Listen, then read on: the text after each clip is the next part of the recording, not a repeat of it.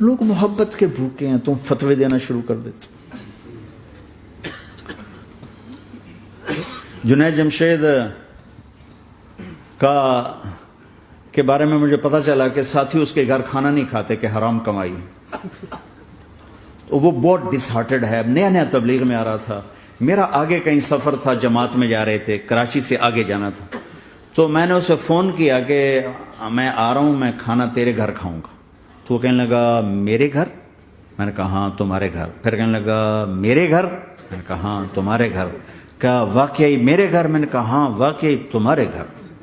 کہا یہ تو میرا تو گھر تھا، کوئی نہیں کھانا کھاتا، کہتے حرام ہے۔ میں نے کہا میں اتنا بڑا مولوی نہیں ہوں، میرا گزارا ہو جائے گا۔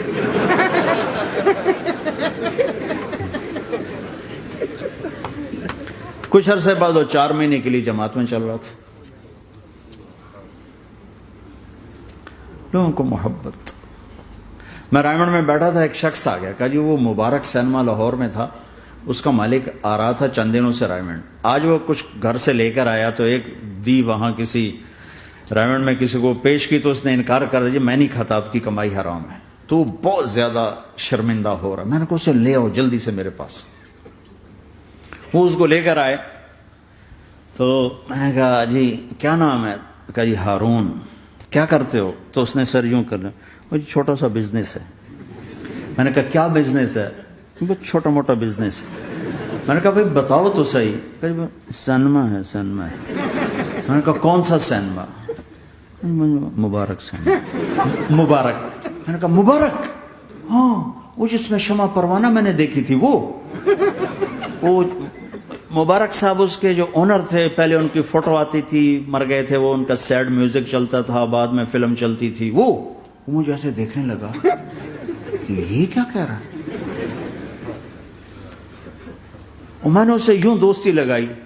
دن کے بعد دیکھا تو اتنی بڑی داڑھی کے ساتھ 4 مہینے لگا۔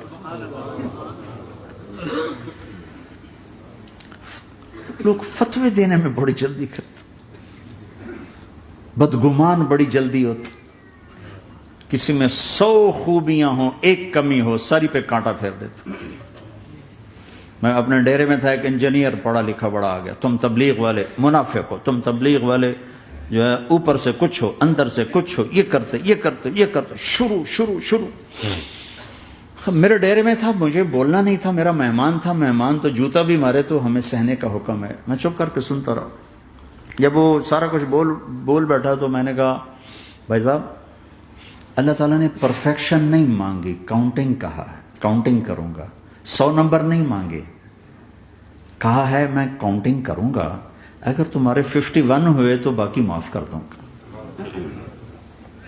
تو جو گناہ عیب ثواب آپ بتا رہے ہیں، ممکن ہے اللہ معاف کر دے ان نیکیوں کی وجہ سے جو تبلیغ والے کر رہے ہیں۔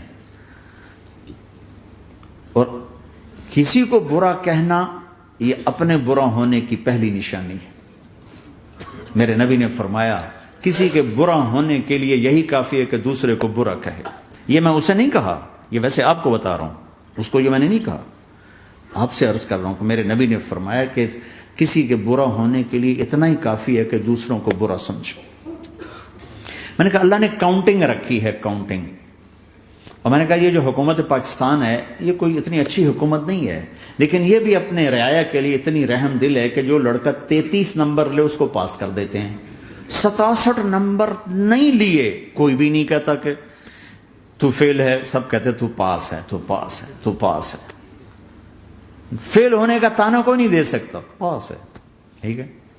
میں نے کہا اللہ اس حکومت پاکستان سے کروڑوں گنا زیادہ مہربان ہے، پتہ نہیں کون سی نیکی پہ مہربان اگر جاؤ، لیکن جو کہ مزاج بن گیا ہے تنقید، یہاں تک ایک کہنے اللہ جی ویکھو جی نور جہاں 27 رمضان مر گئی، شب قدر مر گئی، میں کہا اللہ تے کیس کرو ہن جا، اللہ تے مقدمہ کرو، بھائی نور جہاں 27 رمضان کو کیوں مر گئی؟ 27 رمضان کو کوئی آدمی اپنی مرضی سے مر سکتا؟ اتنی مقدس رات، اتنا مقدس دن، تو کوئی بات تو اللہ کو پسند آئی جو اس کی موت دی؟ لیکن ہماری عادت بن گئی ہے کمیاں پکڑنا، ٹانٹنگ کرنا، چھلنی کر دینا سینہ، اپنے اب دھنیے اپنی